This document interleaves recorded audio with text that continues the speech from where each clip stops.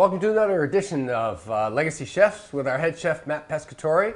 I'm Paul Morrow, and of course, what we're here to do today is to enter the barbecue cooking outdoor season. Because it's that time of year, Matt's gonna show us how to best prepare some ribs, regular pork ribs, right? That he's going to put a rub on, and then we're gonna smoke them. So this is gonna be how to do great smoked ribs and impress everybody at your summer barbecue. And so, Matt, why don't you tell everybody what you're going to do? All right, so what we're going to do is we basically have racks of ribs here, and first thing you want to do is you want to take it's called silver skin off the bone here, because what will happen if you put the rub on, it kind of blocks the flavor from getting into the actual ribs. So the easiest way to do it is to get a butter knife and feel for the bone and kind of get it in there. Gotta do it real easy so you don't rip it. And then what you're gonna do is basically with your finger, just kind of, you can see it come up like this. It takes a while, so you just want to do it like real kind of gentle to pull this off. And then eventually, you know, you can see it's starting to peel. You want to get as much as you can off, you know, for the rub. After it's done, it's going to look like this. This is before, and this is after. What you can do, it's kind of slippery, so if you use a paper towel, kind of grip it. And there it is. Okay, phase two. Now that we've taken the silver skin off the bat, Matt is going to prepare his special Matt Pescatore rub for smoked ribs, and he's going to leak the secret formula to you right now. Matt, what's in here? All right, so basically we have about 6 cups of brown sugar.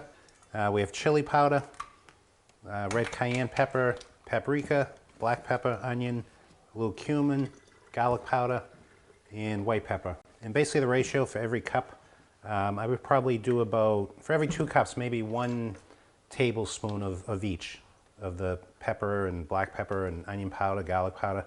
If there's something that you don't like, you don't have to add it, but that's what I like, so I think the more spices the better. So that's my recipe. So we're just going to basically mix all this stuff together and make the rub.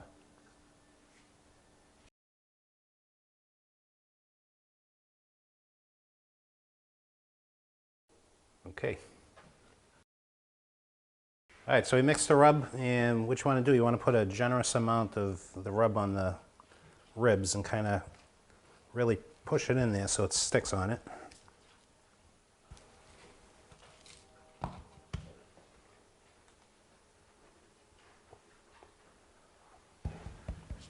So this right here is basically half pineapple and half apple juice, and what you want to do, if the rub's not sticking good, is just kind of give it a few squirts, and it'll help the rub stay on the ribs. How long do you let it sit out, Matt, before you actually put them in the smoker? Usually about an hour. Okay. You know, let it come to room temperature. Because you never want to cook anything while it's real cold, because the outside will kind of cook pretty quick and the inside will cook uneven. There you go. I think that looks good.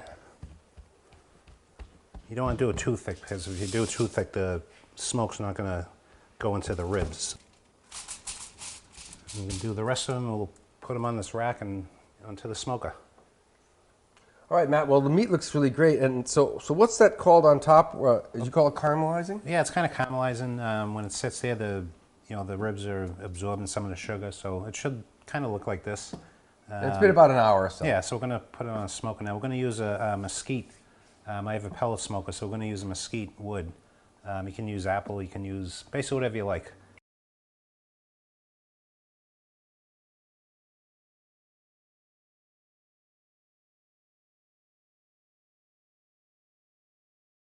So Matt, these look really great.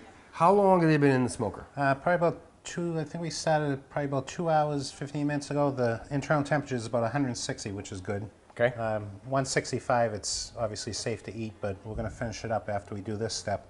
Okay. So basically what we're going to do, we're going to take the ribs, you get some heavy duty aluminum foil, and we're going to take honey and just kind of drizzle it on the top. can put a good amount. And then what we're going to do is just kind of loosely take the aluminum foil. We're going to keep it open for now because we still want it to continue to smoke. Okay. The reason why you're doing aluminum foil is just so now it's going to start holding the juices on. And then we're going to put these back in the smoker. Going to go back in the smoker probably for about another hour or so. Okay. Then after that, we're going to get some, probably about a half a cup of the pineapple juice and the apple juice, and we're just going to pour it over, and then we're going to seal it, and we're going to let it. We're going to raise the temperature to about 250, okay, and just let it finish up in there. Should take about another 2 hours total time from this point. So we got 2 hours to go. So people are getting hungry, but they're just going to have to wait. Okay, let's do it. So Matt, now we're down to the last step. Yep. What happens? So we're going to take the pineapple and apple juice mixture, and we're just basically going to pour it over this, and then we're going to seal it. And then we're going to put it back in for a while. Right. How long? Probably about another hour. Another hour. You can really, as long as once it's sealed, what that'll do, it'll actually really tenderize it now because it's keeping all the juices in there. So you really can't leave it in too long. Right. So this is the last step. It goes in with the juice on it for another hour or so. Yeah, about another hour. Great. Let's do it.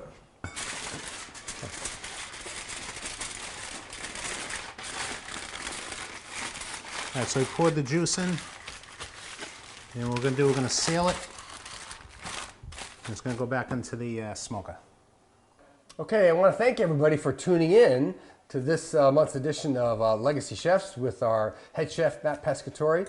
At long last, we're going to be able to unpack the product of all this hard work, which are these delicious smoked ribs with the hand rubbing. They're going to sit for a little while afterwards, but I want to just remind everybody before Matt finishes up that you can like us on YouTube, visit us on Facebook and Twitter, and by all means give us a call or an email if you have a favorite recipe you'd like to actually have us cook online for you, or if you want to submit a recipe. We're have a year-long running recipe contest, and we'd like to get your recipes and test them out ourselves. So Matt, why don't you wrap up and tell folks what we're going to do with these delicious ribs before we eat them. All right, so it's been about another hour and a half after we poured the apple juice and the pineapple juice on there just to kind of finish it up. We cranked the heat up a bit. That made it more tender. So if you take a look, it's still steaming.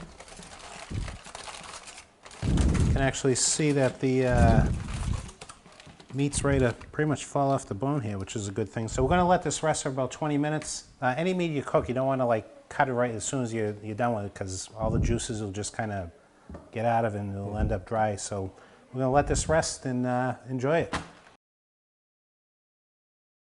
And now for the grand finale, Matt's pulled out our ribs after an hour and a half of resting, and we're going to be able to finally cut them up and enjoy them. And I want to thank everybody for joining us on this edition of Legacy Chefs with Matt Pescatore. Follow us on Facebook.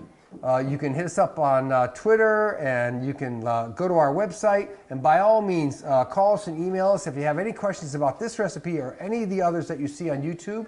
Go to our channel. It's Legacy Chefs. Thank you so much for watching. And Matt, go ahead and serve up. All right, so we're going to see how it came out here. Just cut in here. Looks nice. You can see how you can actually pull the bone right off, which is a good thing. And there you have it. Actually came out pretty good, huh? Well, we'll taste them now and we'll figure it out. Thank you all for watching. And that's the end for this week. Thank you.